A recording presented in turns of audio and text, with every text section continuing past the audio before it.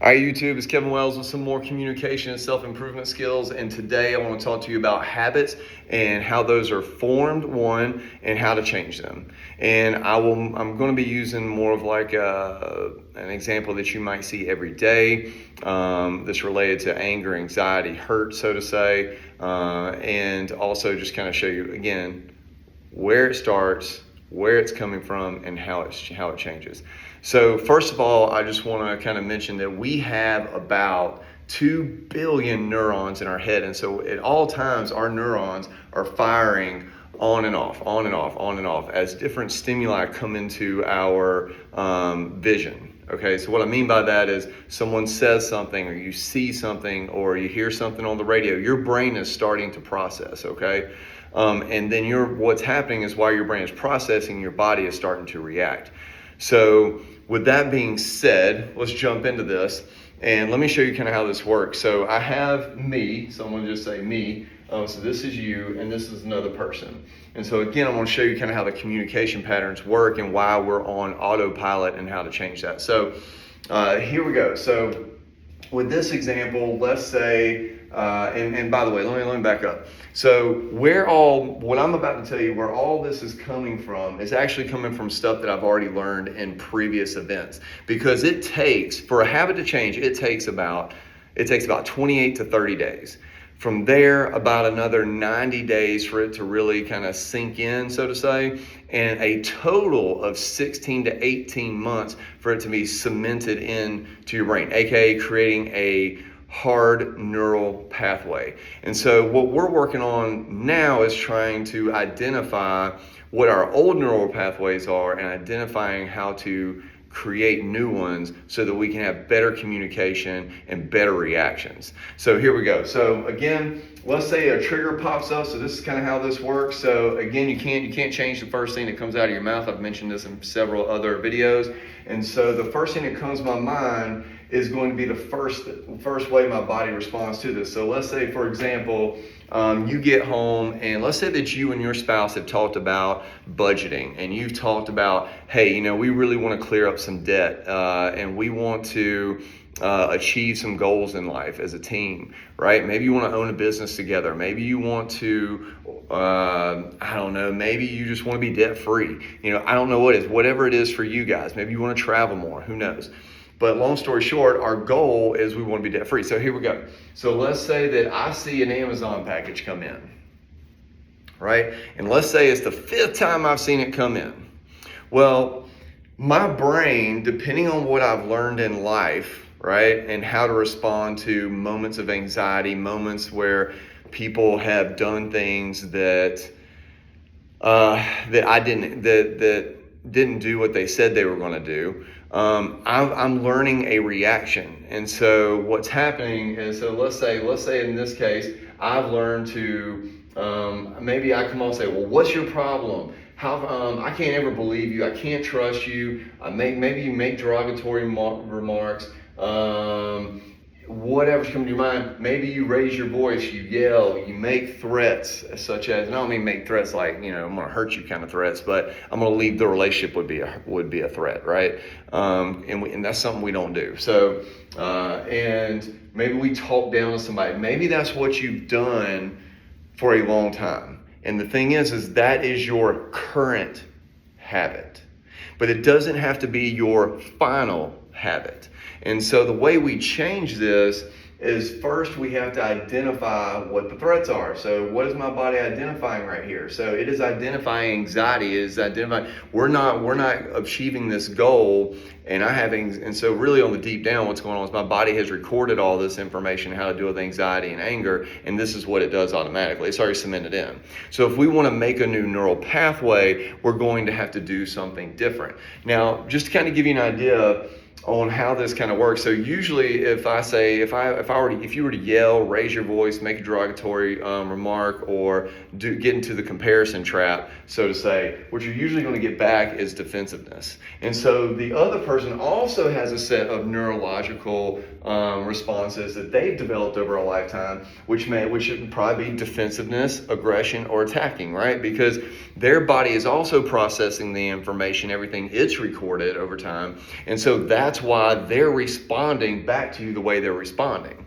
And that is also why you're responding how you're responding. So it just goes back and forth, back and forth. So not only are we creating a habit, not only do we have our own created habits, but and not only does the other person have their own created habits, but then we formulate communication pattern habits. So how we talk to each other when we're frustrated, when we're upset, when we're anxious, when we feel hurt, afraid, sad, excited, whatever. We start developing that with our partners.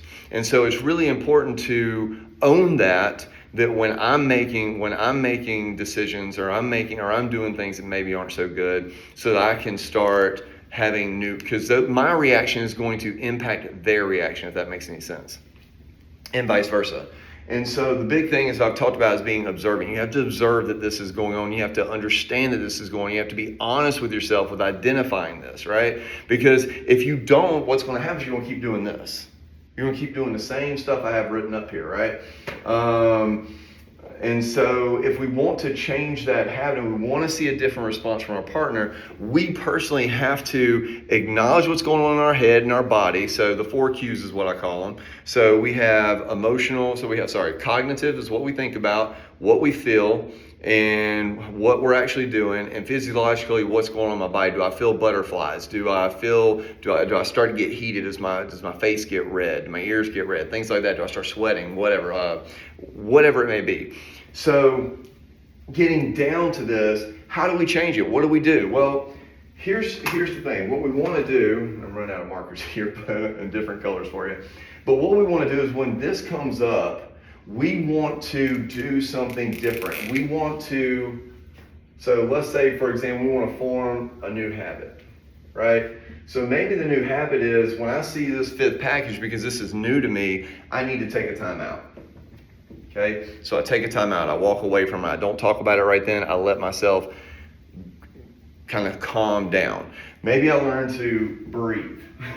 You heard me right. I said breathe. So let's say I'll learn to take some deep breaths, because when I take deep breaths like this, what's happening is I'm focusing on this versus the other thing I'm upset about.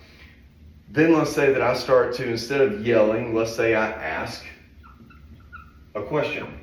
So, for example, I say, "Hey, babe, honey, whatever you call your people, your partner, is, hey, babe, this is the 5th package I've seen this month, and I'm really concerned that we're not going to meet our goal that we made about getting debt free, so that we can go on trips and so that we can do this. Am I missing something here?" See, what you're doing when you're doing that, instead of making a complaint, you're formulating your complaint into a question. And when you're doing that, you are actually slowing down your physiological fight or flight. Or fight, flight, or freeze is what they have now. But I always say fight or flight, and that's what you'll hear from me more often than not. That's what you're going to hear from me. So, but that's going to stop my fight or flight. Why is that stopping my fight or flight? Is because it's no longer a threat. And so my brain is then going to tell my body, hey, this is not a threat. Okay. Now here's the deal. Like I mentioned, how many days does it take to form a habit? 28 to 30 to start it. About 90 total in order for it to really start becoming a little more automated. You're not thinking about it quite as much, but there is going to be a lot of work done at first. And so just to get this line drawn in your brain, just to start this new neural pathway, I'm going to have to put in a ton of effort at first, okay? And you need to understand it. You're going to put in a ton of effort. And then if I keep doing this, what's going to happen is this neural pathway is going to get stronger. And the way this looks like is, so it's kind of like working your muscles, right? So if I work out the right side of my body, let's say I've been working out and then I just work out the right side of my body, what happens? The left side of the body, my left side of my body, it is going to wind up shrinking, right? And my other side is going to bulk up. And then let's say I switch that up and I stop working out the right side of my body, start working out the left side of my body, then the opposite occurs. So again, the way your brain also works is it works in this manner. So the more I use this, the stronger this pathway gets. Right now, what I have written in black, the old pathway is the strongest because that's what your body knows. That's how it knows how to defend itself, because there's a saber-tooth tiger in the room because this Amazon package, this 5th Amazon package just showed up.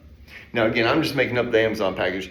This could be a variety of things, and you need to probably identify what your triggers are. And sometimes you don't know what they are until they pop up sometimes, unfortunately, but that's called being human. So what does this look like? So the more I use, so let's say these are the strong habits, right? This is what I used to do. I used to make derogatory remarks. I used to raise my voice. I used to yell. I used to make threats. I used to talk down, right? So what happens, and I'm in defense mode, right? So what happens is when I start building these neural pathways, these start getting stronger. Just like I mentioned when you're working out your body, these muscles get stronger, so to say, these pathways. And so what happens is, just like when I quit working out one side of my body, these start getting thinner. They're not as prevalent. The body and the mind have now made a connection for you to be able to start doing something new, right? Now, here's the caveat to this, is that your old pathway will never go away. It is in your brain. So at any point in time, you can always go back to the old habit. So you still have to be diligent, and you still have to be observant and mindful that it's coming up inside of you so that you can make the next right decision, have the next best thought, so to say. And that's how you make changes. Yes, it takes some time, but in the end, think about it. 16 to 18 months, that's a year and a half to make a change that you've been wanting to make for 5 years, 10 years, 20 years, your whole life. Is a year and a half of work, is a year and a half of putting in effort to do something new worth it? I think it is, and I think you'll find out that not only will you grow and be happier, but also the relationship between you, yourself, your kids, your partner, your wife, your husband, and the people around you, your coworkers, your friends, your family, they're going to get better. So, what is a habit that you need to start looking at and working on today? How do you tend to act? What do you tend to do? What would you like to do? How would you like to see that differently? And what would you need to start doing today to see that difference? And this goes with any habits, guys. Let's stop the resolutions for New Year's. Let's just start today. You can start today. It doesn't have to be at New Year's. So that would be my challenge to you. What is something you need to work on, and how would you start working on that today? I hope this is helpful. Look forward to talking to you in the next video. Bye.